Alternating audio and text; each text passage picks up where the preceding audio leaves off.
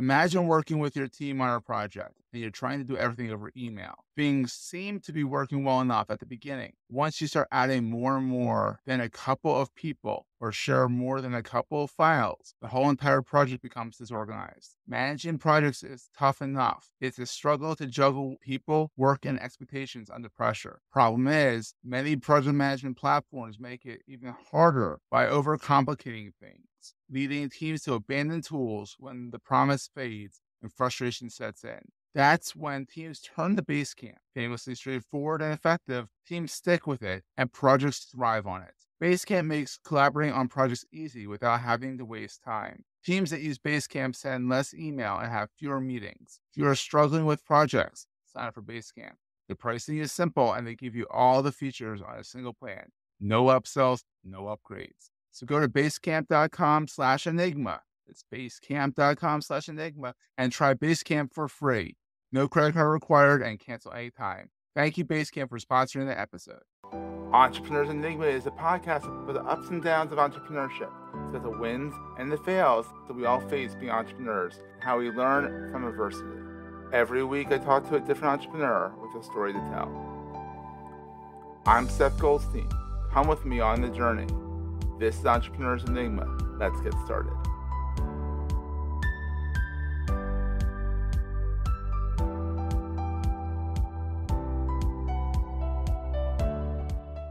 Hey everyone, welcome to another edition of the Entrepreneurs Enigma podcast. Today I'm here with Talha Sabri of RadicalX, which is a remote first and distributed team internship tool. Yeah, so we're a virtual internship platform where anyone in the world can go onto a platform, join a team, and work with some of the best tech companies in the world. That's wild. It solves the problem of getting the experience to get the experience to get the job. You have to get the job to get the experience, but you can't get the job until you have the experience, the whole kind of rigmarole. Correct. Yeah, that's the problem that we're trying to solve here. You know, what I love about it is that it's literally a global endeavor you have here. Like looking at your website, you have people from all over the world. So your interns get to meet people from all over the world and expose them to different cultures, which I think is a side benefit as well. Absolutely. Yeah. I mean, so we have these social events where we have breakout rooms. And what we've heard from our interns is that, sometimes it's the first time they're actually talking to someone outside of the country. Oh, wow. So it's really cool that we're also getting people connected through internships. Yeah. That's fantastic. So how did you come about this? I'm looking at your LinkedIn profile right now. You've done a lot of different education. You did micro masters here. You went to, I think originally you went to Oxford, right? Yeah. So basically, I started out with, so in the UK, they have the University of Cambridge certification. Yeah, Cambridge, sorry, wrong one. Yeah.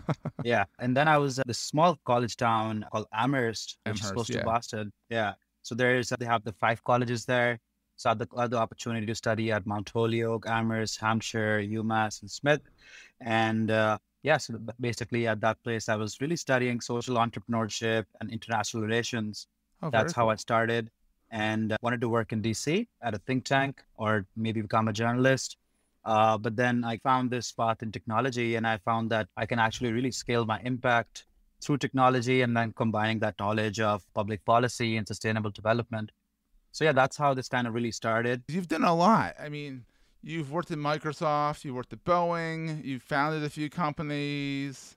You've been busy, to say the least. Yeah. So I've been basically working since I was 14 years old. Wow. Started my first company when I was 15. I was basically doing this events management company. And then throughout university, I got the opportunity to work with some amazing startups, but also think tanks and civil rights organizations. But really after university, that was when I started my first company. It was an ag tech company. It was a really ambitious project. We were trying to basically take shipping containers and turn them into IoT farms. So completely automated farms where we were coding climate. And the idea was that if you look at climate change, there are certain parts of the world where you won't be able to actually grow food anymore. So we basically ship this container anywhere in the world. That was a super ambitious project, really difficult, really technical. Then I ended up at the University of Washington. That was really my pivotal kind of moment of, getting into technology, got to work with Microsoft and Boeing. And after that, I founded a product innovation consulting company.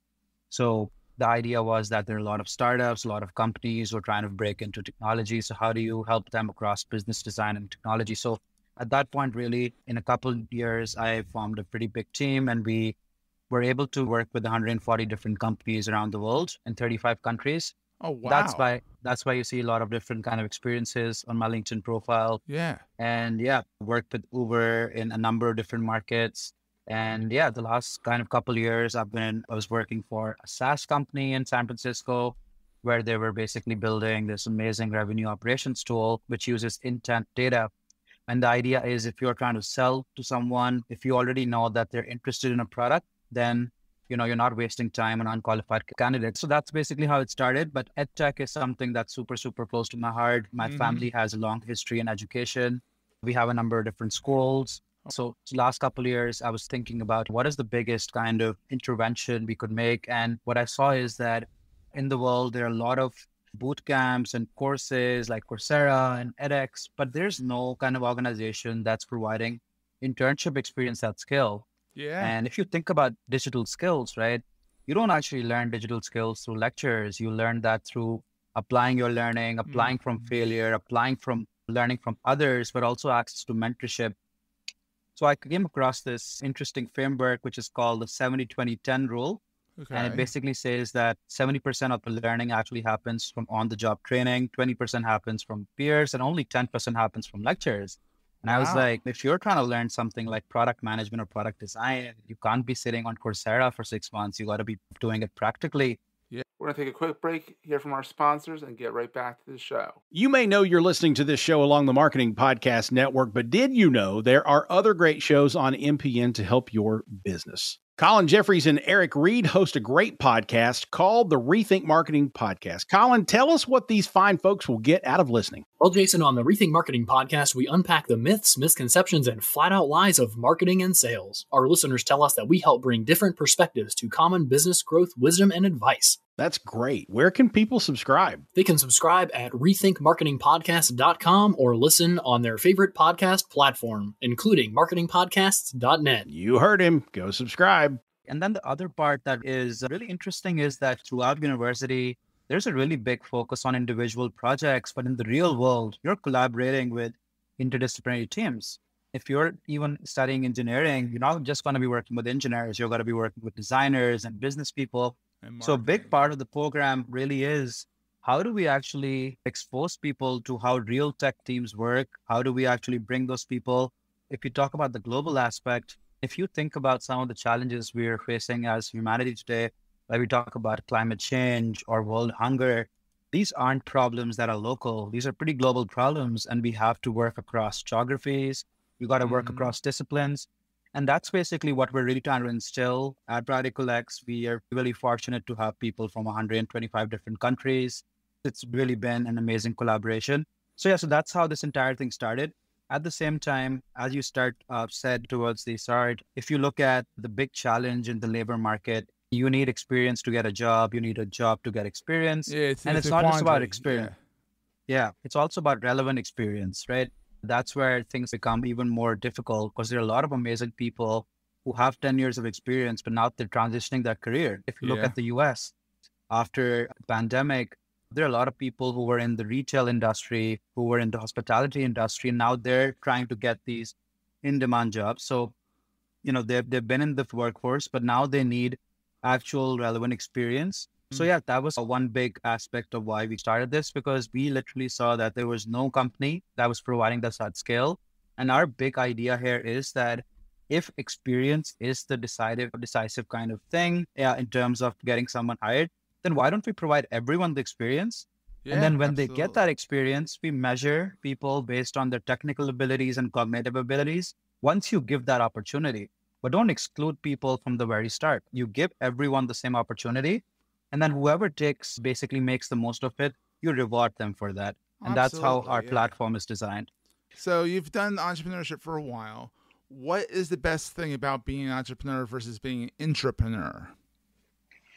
Yeah, so I personally, when I was at the University of Washington, Seattle, entrepreneurship was something that I was looking at, because the way I kind of function is I really like innovating, really like working on new products. What are the benefits of entrepreneurship? I'll talk about entrepreneurship first, is that you are working in an organization where there are a lot of resources, right?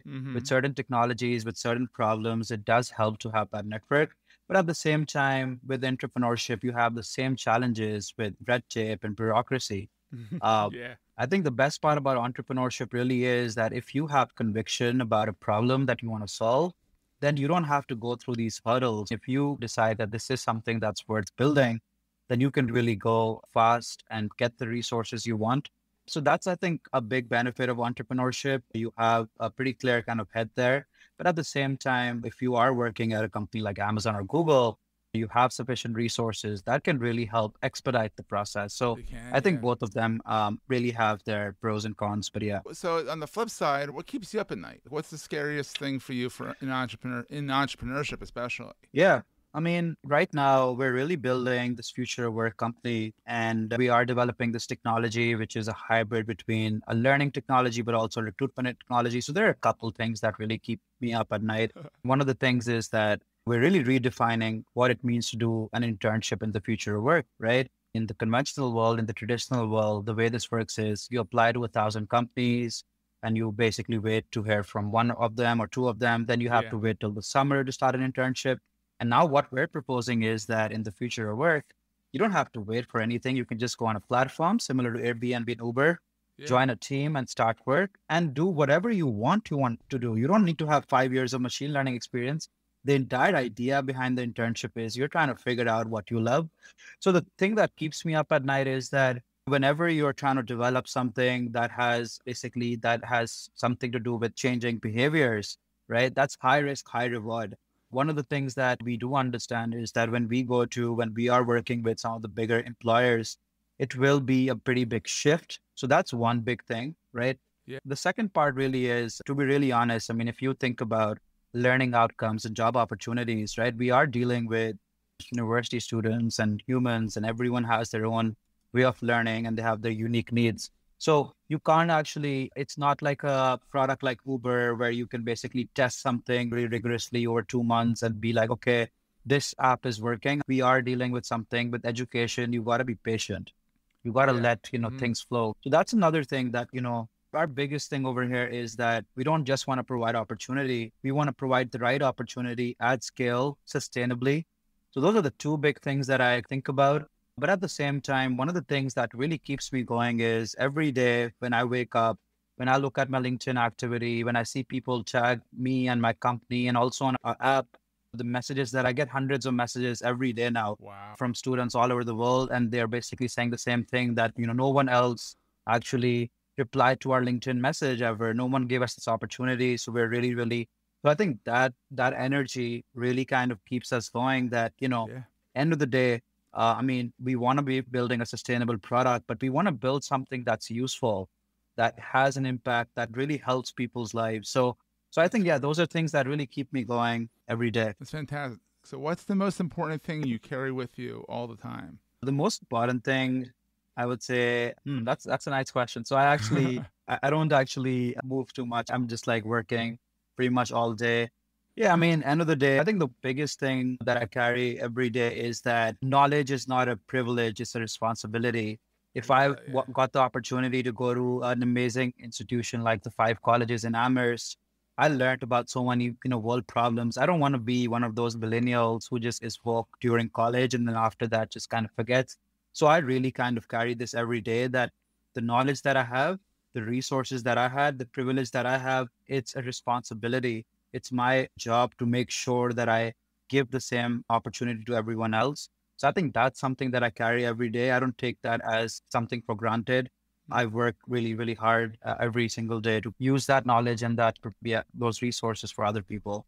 So Talha, where's your watering hole online? Like, where do you hang out the most? So, basically, I don't know if you went through our platform. So we have a couple different platforms. One of it is actually a community platform. We have a platform that's pretty similar to Facebook, but it's our own social network. We're super big on community building. I really believe that everything that we're doing is for the community, and it's also driven by the community. The internship bit is important, but it's really shaped by the community. So we have a community app. It's called community.radicalx.co. And over there, you can basically see me. We do events every day. We do a number of podcasts, and There's also a chat feature, so you can, reach out to me there. And then the next platform really is LinkedIn is kind of my primary go-to. I love LinkedIn. It's the platform that I use the most, and it's the platform where I've been able to meet some amazing people. So yeah, LinkedIn and then our own community app. Those are the two platforms I'm live on.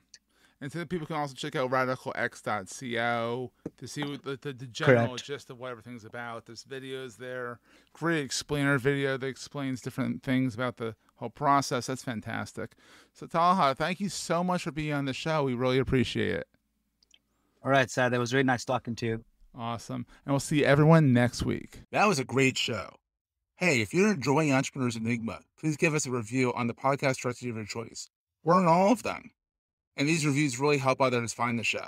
Also, if you're getting value from the show and want to buy me a coffee, go to the show notes and click on the link to help me stay awake while I bring you more great episodes to your ears.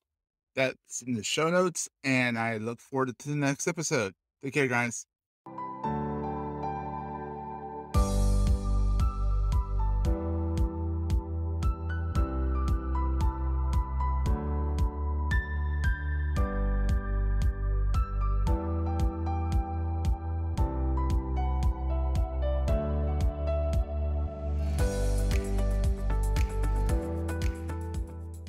Goldstein Media hopes you have enjoyed this episode. This podcast is one of the many great shows on the MPN Marketing Podcast Network.